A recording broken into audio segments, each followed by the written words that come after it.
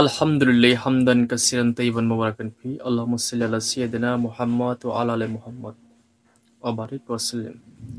আসসালামু আলাইকুম ওয়া রাহমাতুল্লাহি ওয়া বারাকাতুহু। সম্মানিত দিনী ভাই ও বোনেরা, আশা করি আল্লাহ পাকের অশেষ রহমতে আপনারা সবাই ভালো আছেন। আজকের এই ভিডিওতে আমি আলোচনা করব, যদি আপনাকে কেউ প্রত্যক্ষভাবে অথবা পরোক্ষভাবে পরিকালাম বা তন্ত্রমন্ত্র বা কোনো ব্ল্যাক ম্যাজিকের মাধ্যমে যদি কেউ চালানি করে খাইয়ে থাকে অথবা কোনো তাবিজ কবজ খাইয়ে থাকে, সেটা কি ধরনের সমস্যা দেখা দিতে পারে এবং আপনি কিভাবে বুঝবেন এর সিমটম কি, সেই বিষয় নিয়ে আজকে আমার ভিডিও। দেখুন, বর্তমানে কিছু তান্ত্রিক আছে যারা টাকার বিনিময়ে একটা মানুষের ক্ষতি করতে পারে, কারণ তাদের দরকার টাকার। এই চালানিগুলো মূলত, এই পেটের জাদুগুলো মূলত দুই ভাগে করে থাকে। একটা হলো যদি শত্রু আপনাকে সরাসরি খাইয়ে দিতে পারে, আর একটা হলো যদি কোনো তান্ত্রিকের মাধ্যমে কোনো মানুষ গিয়ে, আপনার শত্রু গিয়ে সে তান্ত্রিককে প্রচুর পরিমাণে অর্থ দিয়ে সে অর্থের বিনিময়ে আপনাকে ক্ষতি কুপরিকলাম করতে পারে। যদি তান্ত্রিক আপনাকে এই তাবিজ কবজ বা খাওয়াতে ব্যর্থ হয়, তাহলে সে বিকল্প উপায় গ্রহণ করে। আর সেই বিকল্প উপায়টি হলো চালানি। অর্থাৎ আপনার নামের উপরে এই চালানিগুলো দেবে, আপনি স্বপ্নে অনাবরত খেতেই থাকবেন। তো পেটে খাওয়ানোর যে জাদু, এটা খুব একটা ভয়ঙ্কর জাদু। কারণ এই পেটে খাওয়ানোর জাদুতে অনেক মানুষ মারাও যায়। বহুত প্রমাণে পৃথিবীতে আছে। কারণ এই তন্ত্র, এই ক্রিয়া যখন কোনো মানুষের উপর করা হয়, তখনই মানুষ দিন দিন অসুস্থ হতে থাকে। তো এই পেটের চালানি জাদুতে কি কি সমস্যা দেখা যেতে পারে, চলুন তাহলে শুরু করা যাক। এক নম্বর যে লক্ষণ এই পেটের জাদুতে দেখা দেবে, আপনার ক্ষুধা আস্তে আস্তে কমে যাবে, বেশি ক্ষুধা লাগবে না। পেট সবসময় আপনার ভরা ভরা লাগবে, খেতে ইচ্ছে হবে না, খাবার খেলেও অল্প পরিমাণে খাবে। অর্থাৎ আপনি যদি এই পেটের জাদুতে আক্রান্ত হন, আপনি বেশি খাবার খেতে পারবেন না। দুই নম্বর যে লক্ষণ সেটি হলো, অল্প কিছু খেলেই মনে হয় অনেক কিছু খেয়ে ফেলছি।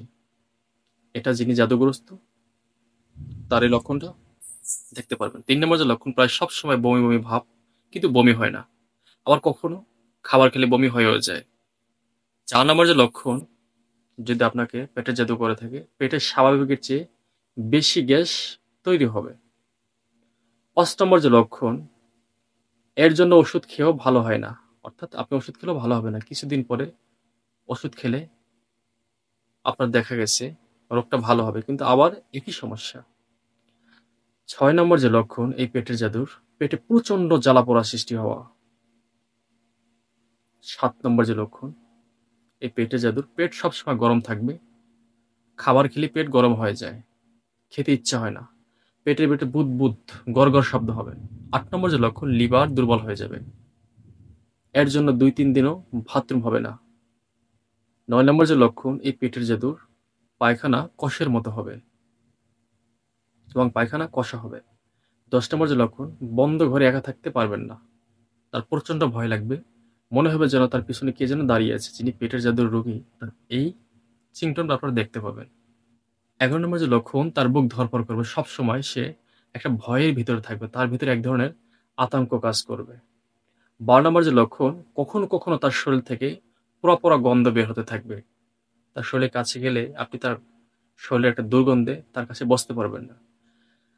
13 নম্বর যে লক্ষণ, পেটে খাওয়ানো জাদু রোগীকে রুকিয়ে করতে শুরু করলে বমি বমি ভাব হবে, এমনকি বমি করেও দিতে পারে। আবার কখনো বমির ভাব উৎপন্ন হয় কিন্তু বমি হয় না। 14 নম্বর যে লক্ষণ এই পেটের জাদুর রোগীর আপনি দেখতে পাবেন, মাথা সবসময় ধপ ধপ করবে, মাথা সবসময় এই ভারী থাকবে, মাথার এই দুই কান দিয়ে আগুনের মতো ফুলকি বের হবে, মনে হয় যেন খুব প্রেসার করছে। 15 নম্বর যে লক্ষণ, যদি পেটে কুফরি কালাম চালানি জাদুবিদ্যা থাকে, প্রায় সময় মাথা ব্যথা থাকবে, সকালে বিকেলে, এবং মাথার এই যে এতটুকু সময় এই মাথা ধরে থাকবে। 16 নম্বর যে লক্ষণ, প্রায় সবসময় পেট ও বুকের ভেতর কাটার মতো ঘা বিঁধে থাকবে। 17 নম্বর যে লক্ষণ এই পেটের জাদুর রোগীর, অনিয়মিত মাসিক স্রাব দেখা দেবে, সর্ব অঙ্গ শরীর জলে পুড়ে যাবে। এবং এই সিমটমটা আপনি যদি পেটের জাদুর রোগী হন, যদি আপনাকে কেউ তন্ত্রক্রিয়া করে থাকে, এই লক্ষণটা আপনাকে দেখতেই হবে। এবং আপনি যদি পেটের জাদুর রোগী হন, তো আপনার শরীর সবসময় গরম থাকবে। আপনি যখন হাত পা ধৌত করবেন বা ধুয়ে আসবেন বা শরীরে পানি দিবেন, তখন আপনার কাছে ভালো লাগবে। আপনার গোসল করা শেষ, আপনার হাত পা ধৌত করা শেষ, দেখবেন আবার সেই জ্বালা যন্ত্রণা শুরু হয়ে যাবে। আর পেটের যিনি জাদুর রোগী, তার নাভির চতুর্পাশে সবসময় ব্যথা করবে। নাভির চতুর্দিকে সবসময় ব্যথা আর ব্যথা। এই ব্যথা নাভি থেকে ধীরে ধীরে ধীরে ধীরে ধীরে ধীরে চিন করে ডান দিকে উঠতে পারে, আবার বাম দিকে উঠতে পারে। আর যিনি পেটের জাদুর রোগী, তার এই বক্ষপিঞ্জরে খাসার নিচে তাকে খামচির মতো এভাবে ধরে রাখবে, এই কুফরি কালাম। আর এই পেটের জাদুর সাথে জিনও অ্যাক্টিভ থাকে। আর এই জিনগুলো হলো বেশিরভাগ সিপ্রে জিনদের ভিতরে একটা ভাগ আছে। এই জিনগুলো অত্যন্ত দুর্দান্ত মারাত্মক। এই পেটের জাদুর সাথে যে জিনেরা থাকে, এরা মূলত অত্যধিক পরিমাণ খারাপ হয়ে থাকে, কারণ এরা কখনো মানুষের ভালো চায় না। আর এরা এসে ওই জাদুকে পুতনিয়ত আরো শক্তিশালী করে তোলে। এবং পেটের যিনি জাদু রোগী হবেন, যদি আপনি পেটের জাদু রোগী হন, অর্থাৎ আপনাকে যদি কেউ সরাসরি ভাতের সাথে অথবা খাবারের যে গোশত খান, আপনার হাঁসের গোশত বা গরুর গোশত, এগুলোর সাথে কিছু খাইয়ে থাকে, তাহলে আপনার এমনকি শরীর থেকে ব্লাড যাওয়া শুরু করে দিবে। অর্থাৎ হতে পারে সেটা পায়খানার রাস্তা দিয়ে, হতে পারে প্রস্রাবের রাস্তা দিয়ে, অথবা মহিলাদের অনিয়মিত মাসিক স্রাব দেখা দিবে। আর যদি পেটের জাদুটা যদি মারাত্মক হয়ে থাকে, মারাত্মক লেভেলের হয়ে থাকে, তাহলে তার ব্লাড কেটে দেবে এবং সে দিন দিন শুকিয়ে যাবে, শুকিয়ে একদম চিকন হয়ে যাবে। এই পেটের জাদু এতটা ভয়াবহ, এতটা মারাত্মক। এই জাদুতে যদি আপনি আক্রান্ত না হন, তাহলে আমার কথার মর্ম আপনি বুঝবেন না। যিনি এই পেটের জাদুতে আক্রান্ত, তিনি অবশ্যই বুঝতে পারবেন যে আমি কথা বলে কি বলেছি।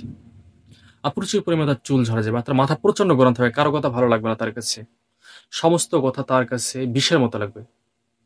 আর পেটের যিনি জাদুর রোগী, সে সবসময় এভাবে পেট উপর হয়ে শুতে ভালো লাগবে তার কাছে, কারণ এভাবে শুলে হয়তো পেটে ব্যথা কমতে পারে। আসলে কিন্তু এই পেটে ব্যথা কমবে না। বিশেষ করে এই ব্যথাটা সন্ধ্যা, মাগরিবের নামাজের পরে অথবা আসরের পরে এই ব্যথার প্রচন্ড পরিমাণে বেড়ে যায়। আর তার চেহারাটা একদম ফ্যাকাশে হয়ে যায়। তাকে দেখতে দিনের পর দিন খুবই খারাপ লাগে। তো এই পেটের জাদুগুলো করে থাকে কিভাবে? এই পেটের জাদুগুলো, ধরুন আপনার শত্রু আপনাকে পেটের জাদু করবে, অর্থাৎ কুফরি কালাম করবে। সে যদি পারে আপনাকে খাইয়ে, তাহলে তো ভালোই। সরাসরি, যেটাকে প্রত্যক্ষ বলে। প্রত্যক্ষভাবে যদি আপনাকে খাওয়াতে ব্যর্থ হয় আপনার শত্রু, তখন সে কি করবে? কোনো তান্ত্রিক আশ্রয় নিয়ে তাকে মোটা অঙ্কের টাকা দিয়ে আপনাকে চালানিতে খাওয়াবে। আর এই চালানিগুলো সাধারণত শনিবার মঙ্গলবার করে থাকে। কারণ যত কুফরি কালাম, যত বিচ্ছেদ, যত জাদুবান্টনা কাজ এগুলো আছে, এই কাজগুলো সাধারণত শনিবার মঙ্গলবার অথবা তিথি, লগ্ন এগুলো দেখে করতে হয়। রবিবারও করা যায়, কারণ কোন সময় কোন নক্ষত্র উদয় হয় এগুলো যারা সঠিক কবিরাজের চিকিৎসা করেন বা তান্ত্রিক লাইনে আছেন, তারা অবশ্যই জানেন। তো যখন কোনো তান্ত্রিক আপনাকে খাওয়াতে ব্যর্থ হবে, তখন সে আপনার নামের উপরে ওই তব্দগুলো ছেড়ে দেয়। ওই তব্দগুলো তখন আপনার চতুর্পাশে গিয়ে ঘোরাঘুরি শুরু করে দেয়। যখন আপনি ঘুমাতে যান, যদি আপনাকে বেয়াউজ অবস্থায় পায় বা দোয়া দরুদ পরে যদি আপনি না ঘুমান, তখন ওই কুফরি কালামগুলো আপনার ভিতরে ঢুকে যায়, সাথে জিনও ঢুকে যায়। তারপর ধীরে ধীরে ধীরে ধীরে তার পুরো মানব দেহটাকে ওই কুফরি জাদুগুলো কন্ট্রোল করে ফেলে। ব্যক্তি সে নিজেও বুঝতে পারে না তার কোথায় এই সমস্যাটা হচ্ছে। তো যদি আপনি জাদুতে আক্রান্ত হন, দ্রুত চিকিৎসা গ্রহণ করবেন। যদি কোনো ভালো কামেল রাখি পান, ইনশাল্লাহ চিকিৎসা গ্রহণ করবেন। আর যদি ভিডিওটি ভালো লাগে, তো অবশ্যই লাইক, কমেন্ট, শেয়ার করে আপনার মতামত জানাবেন।